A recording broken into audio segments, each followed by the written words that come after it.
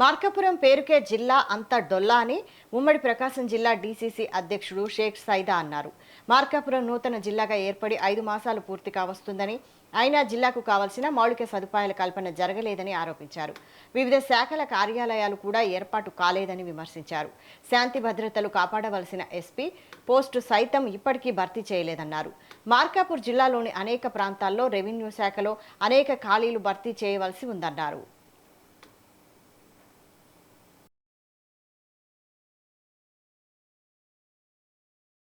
జిల్లా ఏర్పడి 5 నెలలు పూర్తయినప్పటికీ కూడా ఇప్పటికీ ఎక్కడ వేసిన బొమ్మలు అక్కడే ఉన్నటువంటి పరిస్థితులు చాలా స్పష్టంగా మనకు గోచరిస్తాం.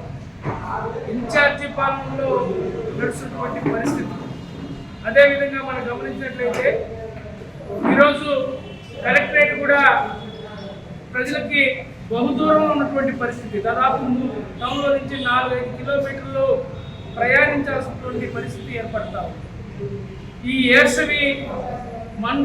వేసవిలో దాదాపు 45 డిగ్రీల ఉష్ణోగ్రతలో ప్రజలు కలెక్టరేట్కి వెళ్ళి గ్రీవెన్స్లో అప్లికేషన్స్ ఇవ్వాలంటే చాలా బాధగా ఉంది.